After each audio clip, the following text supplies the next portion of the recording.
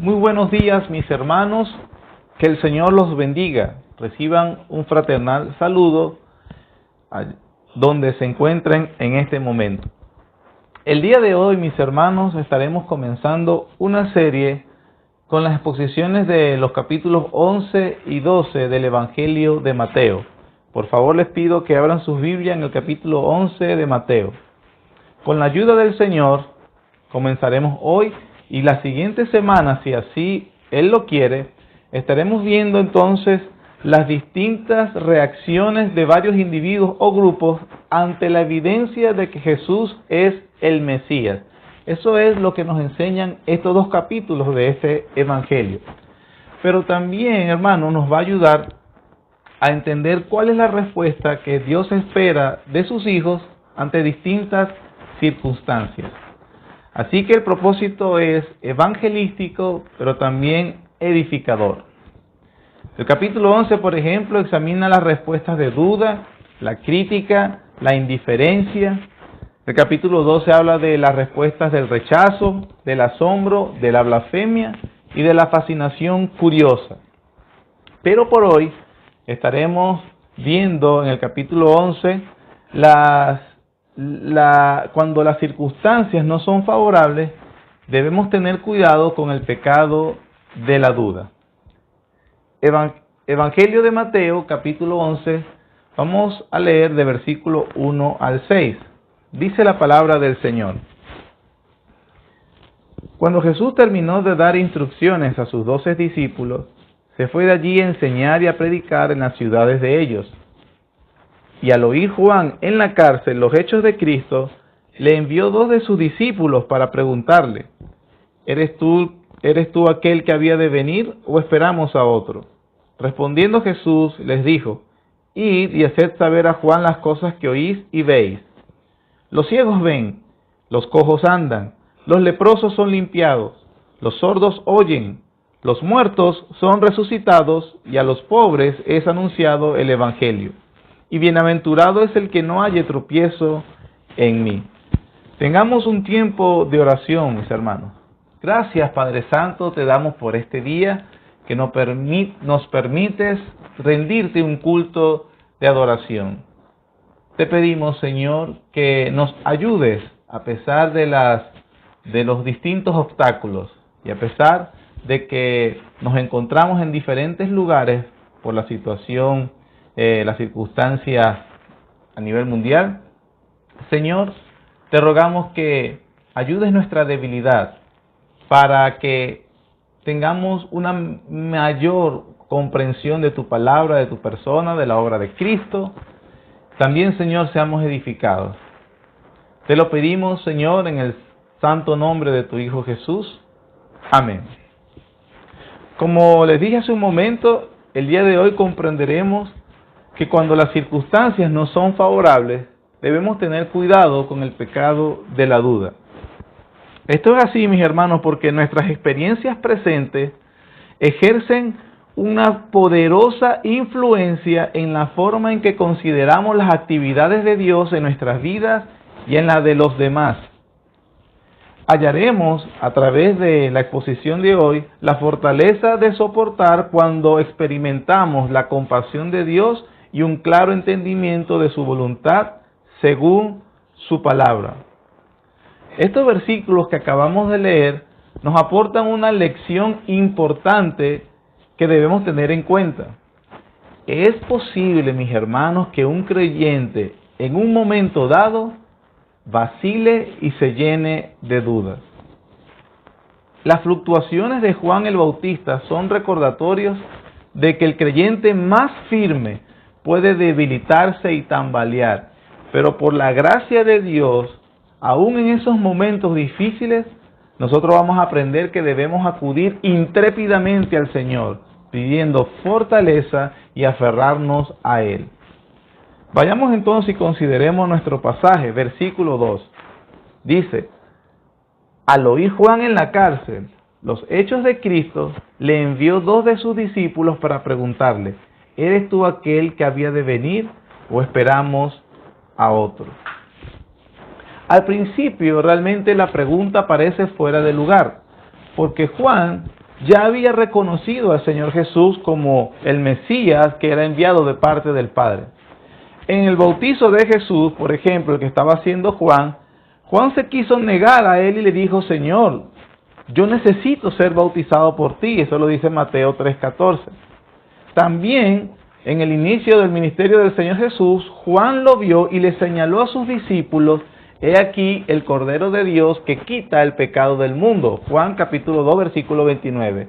Y también se le había revelado que aquel a quien él vería que el Espíritu Santo descendiera como paloma, ese era el Mesías. Y Juan vio todas esas cosas. Sin embargo, hermanos, este episodio nos narra la crisis de fe que tuvo el mayor de todos los hombres, según palabras del mismo Señor Jesús. Podemos contrastar la situación actual que él tiene, que está encarcelado, y sus dudas con respecto a la identidad del Señor Jesucristo. Pero para ver todo eso, veamos en primer lugar el carácter del ministerio de Juan. Recordemos, hermanos, que el Mateo nos había dicho cómo se caracterizaba este ministerio, el ministerio de Juan, en el capítulo 3. En su predicación, registrada en Mateo 3, se puede destacar que Juan llamaba constantemente al arrepentimiento. El versículo 2 del capítulo 3 dice: arrepentíos porque el reino de los cielos se ha acercado. Ese es Juan predicándole a las multitudes. Juan confrontaba a sus líderes. Por ejemplo, cuando él vio que fariseos y que escribas venían a su bautizo, les gritó: generación de víboras, ¿quién os enseñó a huir de la ira venidera? Según el versículo 7 de ese capítulo 3. Juan también era amenazante y desafiante. Por ejemplo, en el versículo 10 él dice: y ya también el hacha está puesta a la raíz de los árboles. Por tanto, todo árbol que no dé buen fruto es cortado y echado en el fuego. Palabra fuerte, la verdad, de este predicador. Juan también tenía mensaje de juicio. Juan recordaba y decía: viene uno tras mí, él los bautizará en Espíritu Santo y fuego. Su aventador está en su mano y limpiará su era. Recogerá su trigo en el granero y quemará la paja en el fuego que nunca se apagará. Juan, como vemos, hermanos, era vehemente y confrontador. A Herodes, con todo el poder militar que tenía sobre el pueblo y con toda la fama de sanguinario que tenía esta autoridad, él igualmente lo denunció públicamente por cometer adulterio con la esposa de su hermano. Juan le gritó en una ocasión que se lo consiguió en las avenidas de la ciudad de Israel: no te es lícito tenerla. Ahora, estas palabras, mis hermanos, o este cuadro nos dan una imagen del carácter del ministerio de Juan, anunciando la llegada del Mesías como una etapa de juicio a los infieles y de libertad a los oprimidos. Ahora, esa expectativa de juicio que tenía Juan, por supuesto, están de acuerdo con las promesas de las Escrituras, o por lo menos con una parte de ella. Era verdad, pero no toda la verdad. Podríamos citar realmente varios ejemplos de cómo los profetas habían anunciado el ministerio mesiánico. Sin embargo, nos conformaremos en esta ocasión con Malaquías capítulo 4. Malaquías se encuentra a unas hojas detrás de la cita que estamos, porque Malaquías es el último libro del Antiguo Testamento. Es el último profeta que Dios envía, y aproximadamente Malaquías había profetizado unos 450 años, 430 años aproximadamente antes de la aparición del Mesías. Ahora, lo que vamos a leer nos va a dar un poco de cuál era la expectativa que tenía Juan y los judíos del ministerio del Mesías y por qué Juan se sentía de alguna manera desconcertado por lo que estaba pasando en el presente. Veamos lo que dice Malaquías en el capítulo 4, versículos 1 al 6. Observa, hermanos, cómo promete Dios o cómo dice Dios que será el advenimiento de ese día. Dice, versículo 1, porque he aquí, viene el día ardiente como un horno, y todos los soberbios y todos los que hacen maldad serán estopa. Aquel día que vendrá los abrazará, ha dicho Jehová de los ejércitos, y no les dejará ni raíz ni rama. Mas a vosotros los que teméis mi nombre, nacerá el sol, mas a vosotros los que teméis mi nombre, nacerá el sol de justicia, y en sus alas traerá salvación, y saldréis y saltaréis como becerros de la manada. Hollaréis a los malos, los cuales serán ceniza bajo las plantas de vuestros pies. En el día en que yo actúe, ha dicho Jehová de los ejércitos. Acordaos de la ley de Moisés, mi siervo, al cual encargué en Horeb ordenanzas y leyes para todo Israel. He aquí, yo os envío el profeta Elías, antes que venga el día de Jehová, grande y terrible. Él hará volver el corazón de los padres hacia los hijos y el corazón de los hijos hacia los padres, no sea que yo venga y hiera la tierra con maldición. Así que, hermanos, esta es una pequeña muestra de cómo era entonces la expectativa con respecto al ministerio del Mesías cuando hiciera aparición en Israel. No solamente eso, también nos habla de que aquella promesa de que Él enviaría a alguien que como la antesala a ese ministerio, en este caso en el espíritu de Elías. Nosotros sabemos que el Señor Jesús dijo que ese era Juan, y por eso Juan, al verse encarcelado, las cosas para él lo estaban dejando desconcertado. Así que Juan, como la mayoría de los judíos, para ese momento tenía expectativas no cumplidas. Hermano, de muchas de las razones que se pueden alegar de que produzcan desconcierto o dudas en los creyentes, nosotros vamos a ver o podemos ver en este pasaje que acabamos de leer de Juan, del Mateo capítulo 11 con respecto a Juan, que por lo menos podemos destacar tres cosas. La primera es expectativas no cumplidas. Juan tenía entonces la expectativa, como acabamos de leer de Malaquías, igual que la mayoría de los judíos. Ahora, esa expectativa no encajaba con lo que el Señor estaba haciendo en ese momento. El versículo 2 de Mateo 11 nos dice: al oír Juan los hechos de Cristo. Por supuesto se refiere a lo que ha dicho Mateo en el capítulo 5 y 7 acerca de la enseñanza de Jesús. También el capítulo 8 y 9 nos hablan de una serie de milagros: enfermos sanando, leprosos limpiados, también hubo resurrección de muertos, también hubo personas sordas que oían y ciegos que veían. Sin embargo, todo eso no encajaba con el juicio que se esperaba. Aparte de eso, la situación actual de Juan era que estaba encarcelado y, según los rumores, las cosas iban a empeorar para él. Todo eso le produjo inquietud, la inconsistencia de su realidad con su programa mesiánico. Juan entendía que el Mesías sería alguien que acabaría de una vez por todas con las injusticias, pero las cosas no se estaban desarrollando según él pensaba. El juicio divino y el tiempo de bendición mesiánica no parecen haber llegado. Jesús no ha llevado a cabo ningún juicio, más bien está contento o parece enfocarse en sanar y ayudar. Sin embargo, mis hermanos, Juan, como todos nosotros, simplemente necesita que se le reconfigure su programa mesiánico. Se esperaba que el Mesías, antes que nada, liberara a Israel de su esclavitud, que en ese momento estaba representada obviamente por el Imperio Romano. Para que el Mesías hiciera eso e impusiera su reino, él tenía que tratar primero con los paganos, con los injustos y con los crueles, y eso eran los romanos para ese momento. Pero Jesús no había hecho nada para oponerse a Roma, ni en palabras ni en acciones. El pueblo judío también esperaba que se eliminara todo tipo de sufrimiento, las enfermedades, las aflicciones y todas las cosas.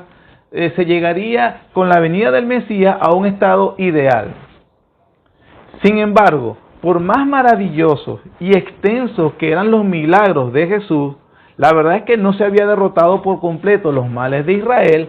Roma seguía subyugándolos a ellos, y entonces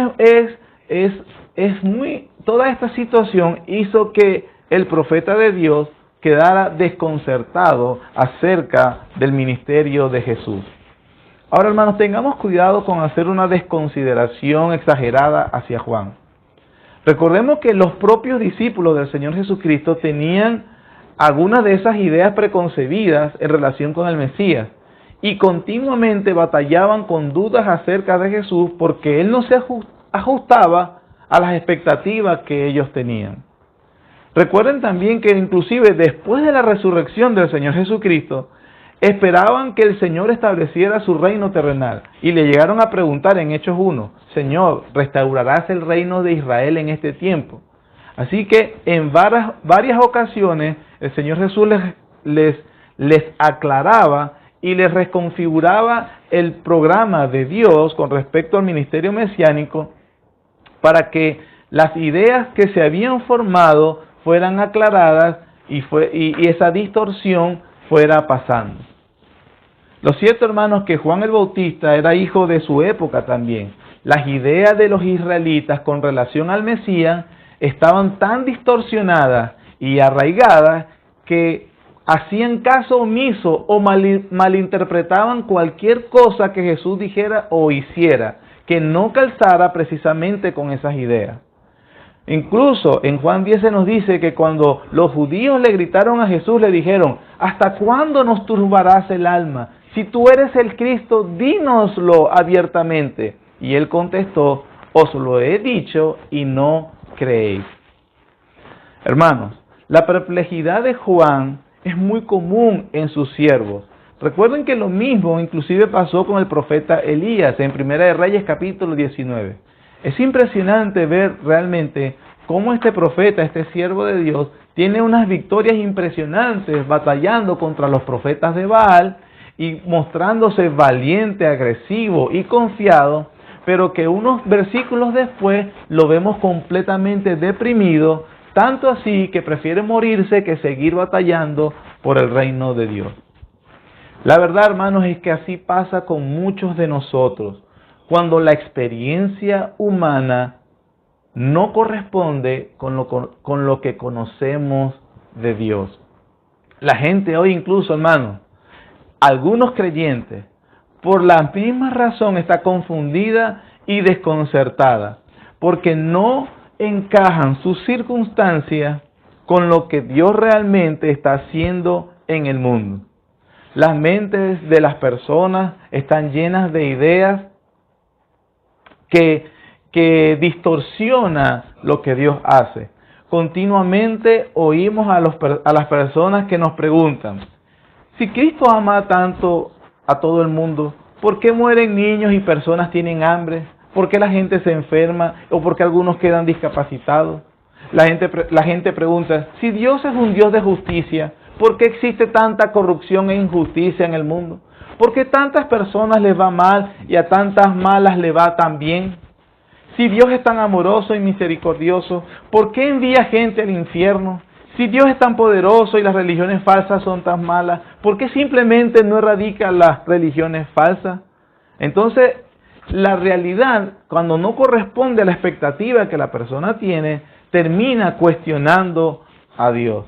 Debido a que el Señor no calza en las ideas preconcebidas, que no calza en cómo las cosas deberían ser según las personas, entonces esto termina confundiendo y a veces produciendo indignación que se vuelve muchas veces en ocasiones blasfema.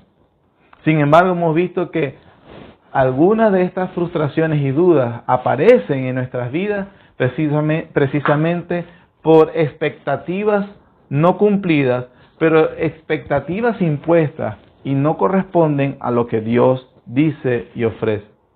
Otra razón también que podemos ver con respecto a por qué un siervo de Dios como Juan pudo haber tenido dudas es por las circunstancias difíciles.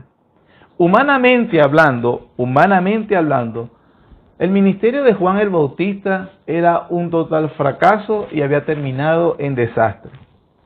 Juan, hermanos, había sido apasionado, independiente, drástico, agresivo, valiente, predicaba exactamente lo que debía predicarse, hizo su ministerio de una forma leal y de una forma cumplida.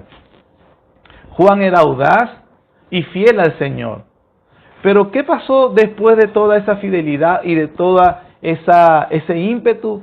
él estaba en ese momento en la cárcel a causa de su fidelidad. Después de haber tenido como 18 meses de protagonismo en su ministerio, este hombre que se había acostumbrado a la libertad del desierto fue confinado y aislado. Probablemente tenía preso como 1 año escuchando acerca de las cosas de Jesús, pero obviamente, como dije antes, estas cosas no encajaban con las promesas que ellos habían entendido del Antiguo Testamento. Un comentarista inglés muy respetado, William Barclay, dijo acerca de la situación de Juan, cito: él era un hijo del desierto. Había vivido siempre en los amplios espacios abiertos, con el viento limpio en el rostro y la espaciosa bóveda del cielo por techo. Y ahora estaba confinado en una mazmorra pequeña y subterránea entre recios muros.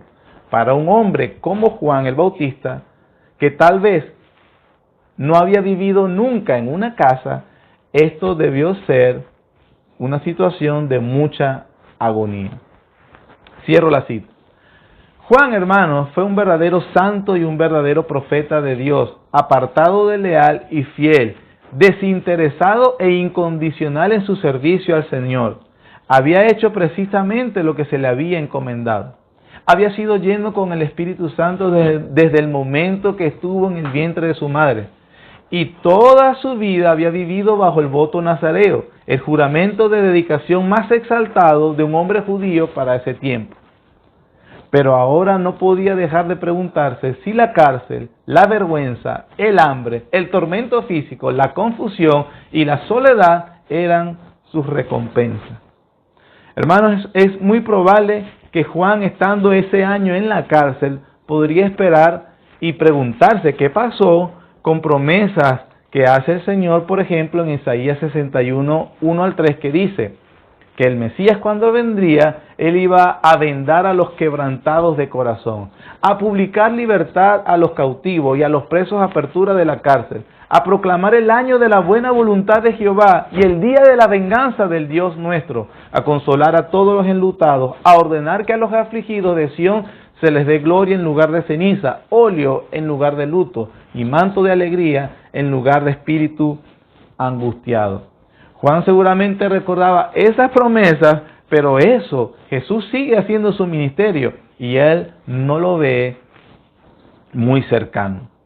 Hermanos, al igual que Juan, cuando un creyente ha servido de manera fiel y sacrificado al Señor por muchos años, pero luego experimenta alguna desgracia, o como se está sucediendo últimamente a los venezolanos, una serie de desgracias, es difícil, hermanos, el Señor sabe, es difícil no dudar del amor y de la justicia de Dios. Es difícil no dudar del amor o la justicia de Dios cuando un hijo muere. Es difícil dudar del amor y de la justicia de Dios cuando una esposa o una esposa también se van, nos abandonan. Es difícil no dudar del amor de Dios cuando el cáncer nos alcanza o alcanza a algún ser que amamos.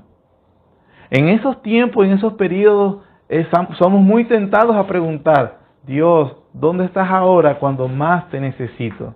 ¿Por qué Dios permite que esto me suceda? Señor, ¿por qué no me ayudas? Es posible que Juan se estuviera haciendo estas preguntas. Hermanos, tenemos que entender que si insistimos en tales pensamientos, Satanás los agranda y trata de usarlos para socavar nuestra confianza en Dios. Son esos momentos en que estamos muy vulnerables a dudar de la bondad y la verdad de Dios y a creer la mentira de Satanás. ¿Cómo podemos responder ante circunstancias difíciles cuando nos sorprende? ¿Qué debemos hacer? Hermanos, la respuesta está en lo mismo que hizo Juan. Juan buscó a Jesús. Porque Juan, en toda esta situación, el versículo dice: al oír Juan los hechos de Cristo, le envió a 2 de sus discípulos a preguntarle. Recordemos, queridos hermanos, que fue también el apóstol Pablo, estando también encarcelado en Roma, cuando escribió en Filipenses capítulo 4. Vamos a buscar Filipenses capítulo 4, versículos 4 al 7. Carta de Pablo a los Filipenses,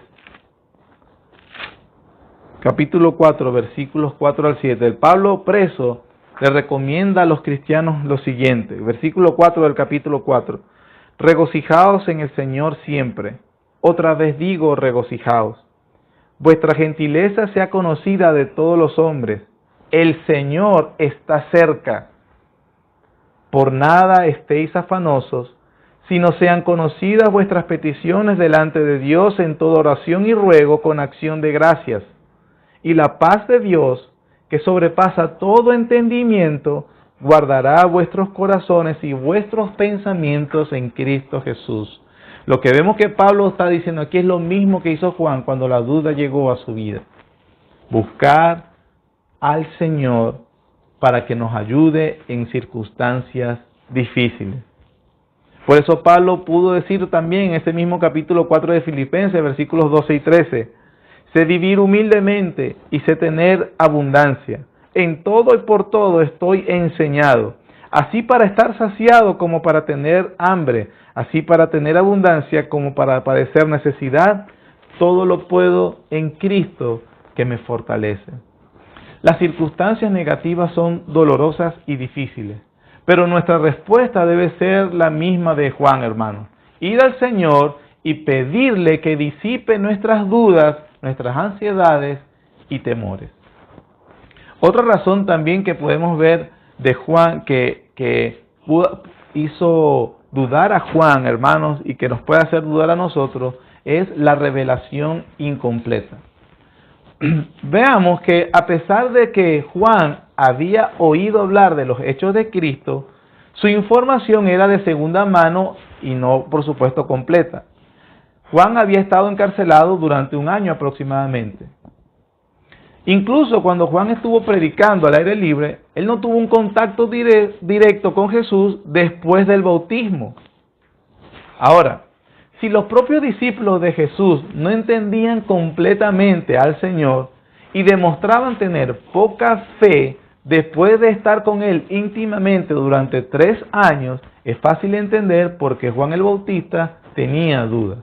Él no había visto todo el ministerio del Señor Jesús como si los discípulos de Cristo, y sin embargo ellos dudaban. Juan no experimentó, hermanos, toda la verdad acerca del Mesías, a quien fue enviado a anunciar. Estaba en una posición no muy distinta a la de los profetas del Antiguo Testamento. Aunque nosotros leemos de Juan en Mateo, en el Nuevo Testamento, usted debe colocar el ministerio de Juan el Bautista entre los profetas del Antiguo Testamento, hermano. Y recuerde cómo Pedro, inspirado por el Espíritu Santo, escribió acerca de ellos. En 1 Pedro 1:10 dice, los profetas que profetizaron de la gracia destinada a vosotros, inquirieron y diligentemente indagaron acerca de esta salvación, escudriñando qué persona y qué tiempo indicaba el Espíritu de Cristo que estaba en ellos, el cual anunciaba de antemano los sufrimientos de Cristo y las glorias que vendrían tras ellos. Hermanos, Juan el Bautista estaba en una situación con respecto a nosotros de mucha desventaja. Ahora, muchos de los creyentes hoy también dudan de ciertas verdades acerca de Dios debido a información incompleta. Pero hermanos, la información incompleta que muchos creyentes tienen hoy no se debe a la misma razón por la que Juan el Bautista. Juan el Bautista vivió en una época donde ni siquiera el canon se había completado. Ahora, las dudas y la información incompleta que tienen los creyentes de hoy sucede porque el entendimiento o conocimiento de las Escrituras es inadecuado, a pesar de que cuentan con mayores privilegios que un santo del primer siglo o antes. Hermanos, es como lo dice un autor, el cristiano que está inmerso en las Escrituras no tiene ningún motivo para tropezar. Cuando se le permite a Dios hablar por medio de su palabra, se desvanece la duda igual que la niebla ante la luz del sol. Observa, hermanos, cómo el Señor respondió a la duda de los 2 discípulos que iban en camino a Emaús. Ahora, lo interesante de este episodio es que ya el Señor Jesús había resucitado. Lucas capítulo 24. Estos discípulos venían hablando acerca de los acontecimientos de los últimos días. El Señor Jesús se les acercó y comenzó a hablar con ellos. Sin embargo, los ojos de ellos estaban velados para que no entendieran que era Jesús. Ahora, miren cómo el Señor Jesús reprendió la duda de estos dos discípulos. Versículo 24, hablando Jesús dice, versículo 25, perdón. Entonces Él les dijo, Jesús, oh insensatos y tardos de corazón para creer todo lo que los profetas han dicho. Vean que el Señor Jesús reprendió la duda de estos dos creyentes porque ellos habían sido tardos para creer lo que ya la palabra de Dios decía. Y dice versículo 27, y comenzando desde Moisés y siguiendo por todos los profetas, le declaraba en todas las escrituras lo que de él decían. Ahora, nosotros también sabemos que ellos siguieron caminando y ellos no reconocieron que el que andaba con ellos era el Señor Jesucristo. Ahora miren este cuadro, hermanos. A pesar de que quien les estaba hablando era un desconocido para ellos, este desconocido era hablando la palabra de Dios. Ahora miren lo que dice el versículo 31. Entonces le fueron abiertos los ojos y le reconocieron, mas él se desapareció de su vista, y se decían el uno al otro, ¿no ardía nuestro corazón en nosotros mientras nos hablaba en el camino y cuando nos abría las escrituras? Hermanos, estos dos discípulos no necesitaron ver con sus ojos físicos a Jesús resucitado, pero su corazón fue fortalecido y la duda disipada cuando se les abrió las escrituras y comprendían. Después que su corazón se encendió de la luz de la palabra de Dios en sus almas, entonces vieron a Jesucristo. Él desaparece y lo reconocen y ya no lo pueden ver más físicamente. Sin embargo, la duda ya se había ido. ¿Por qué, hermanos? Porque el corazón que está inmerso en las Escrituras puede batallar eficazmente contra la duda. Aunque ellos no sabían que era Jesús mismo el que les hablaba en persona, la verdad de su palabra comenzó a disiparles la duda y fortalecerles la fe. Porque a pesar de que ellos no lo reconocían, su corazón se estaba encendiendo de adoración al entender la palabra de Dios. Hermanos, al igual que ellos, todos necesitamos la verdad continua de la palabra para protegernos de la duda, para disiparla para cuando ella llega. Los hermanos de Berea en Hechos 17 dice la Biblia que eran más nobles de mente porque recibieron la palabra con toda solicitud. Examinaban cada día las Escrituras para ver si las cosas que decía Pablo era así.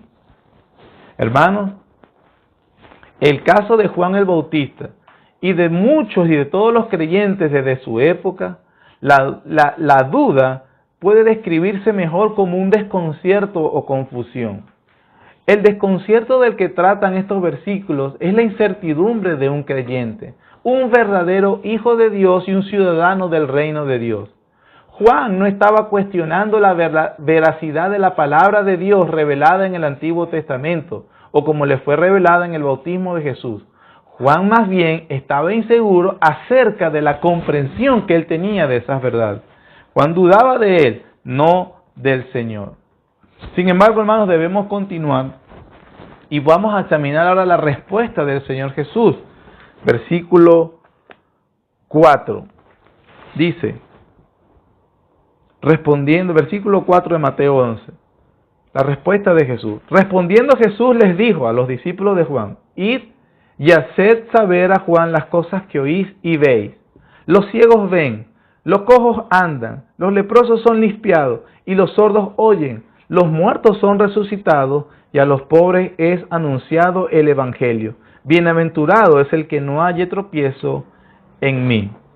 Ahora, hermanos, a pesar de esa confusión o desconcierto que tenía Juan, es verdaderamente hermosa y misericordiosa la respuesta del Señor Jesús. El Señor Jesús reconoció la debilidad de Juan y lo ayudó.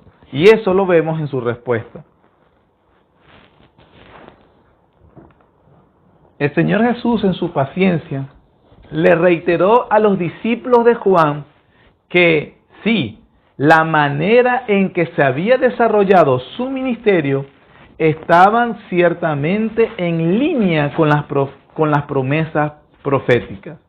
En la respuesta del Señor Jesús le está confirmando a Juan que él sí cumplía con el programa divino anunciado.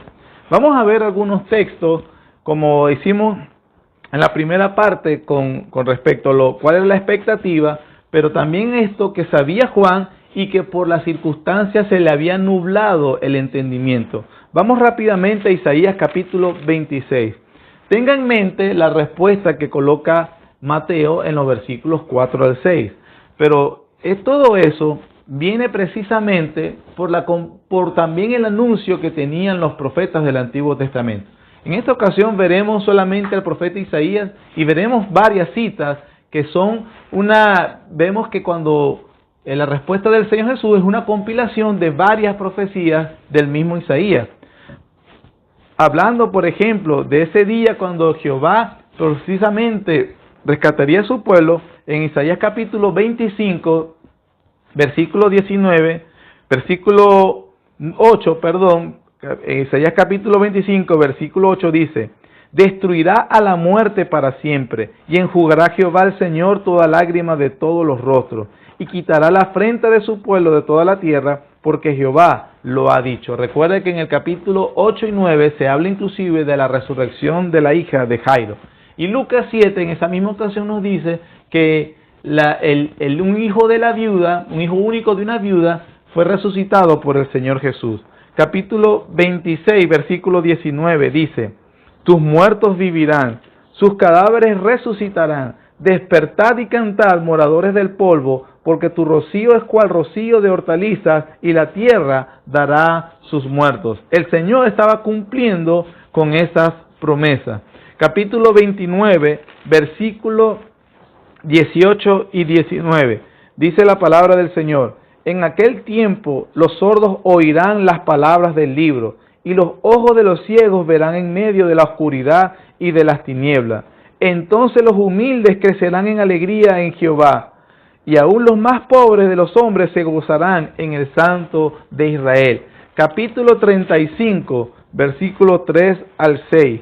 Dice: fortaleced las manos cansadas, afirmad las rodillas endebles, decid a los de corazón apocado: esforzaos, no temáis. He aquí que vuestro Dios viene con retribución, con pago. Dios mismo vendrá y os salvará. Entonces los ojos de los ciegos serán abiertos y los oídos de los sordos se abrirán. Entonces el cojo saltará como un ciervo y cantará la lengua del mudo, porque aguas serán cavadas en el desierto y torrentes en la soledad.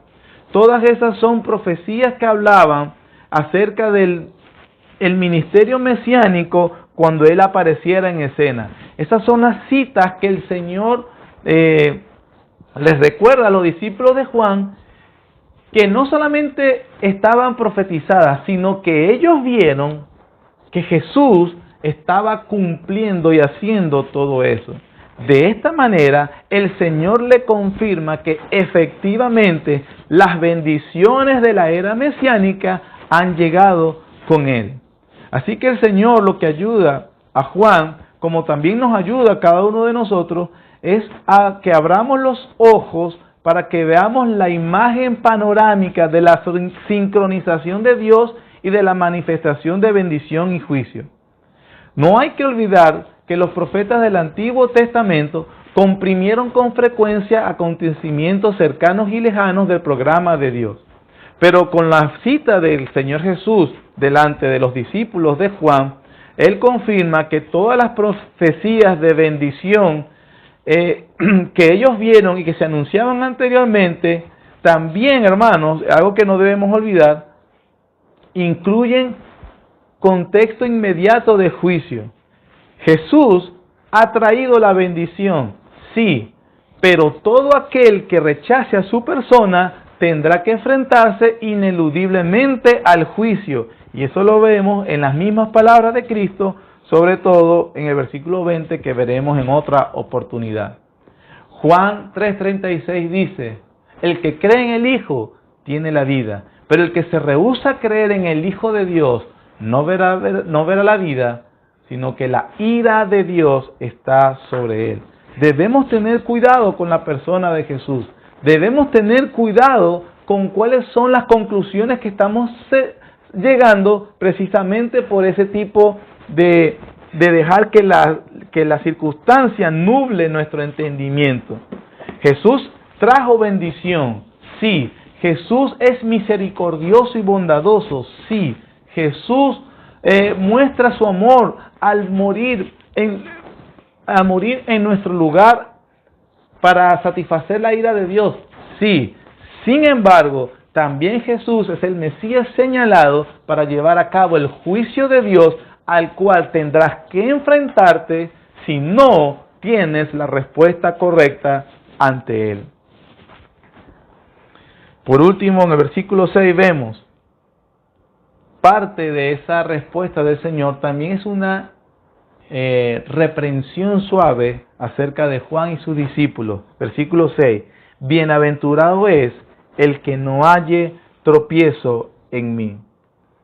Hermanos, esas palabras del Señor, esa bienaventuranza, es tanto una advertencia y un desafío. Es una advertencia para todos aquellos que no quieren reconocer la identidad y el ministerio de Jesús.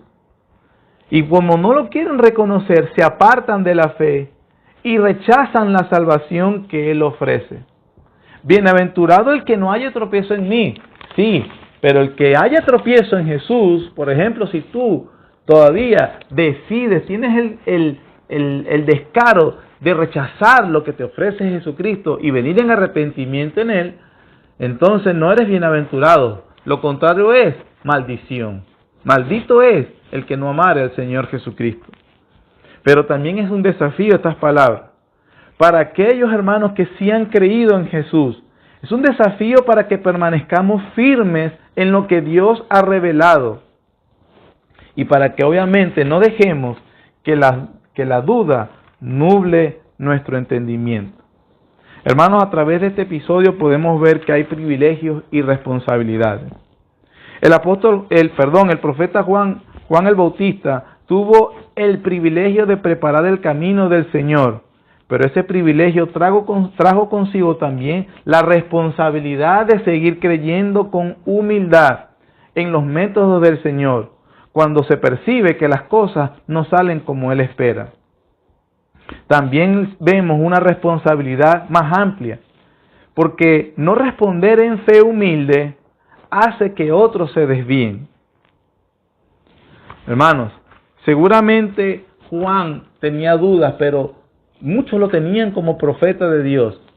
Y en las dudas de Juan, él estaba arrastrando a otros también. Nosotros tenemos que tener cuidado con nuestra respuesta. Seguro, hermanos, a muchas personas que escuchan y que buscan con corazón cargados de preguntas y necesitando descanso. Son muchas las razones para las dudas y el agobio. Vivir en un país que realmente la mera existencia se ha vuelto hostil. Seguramente hay entre nosotros un padre o una madre que son fieles pero que tienen un hijo obstinado.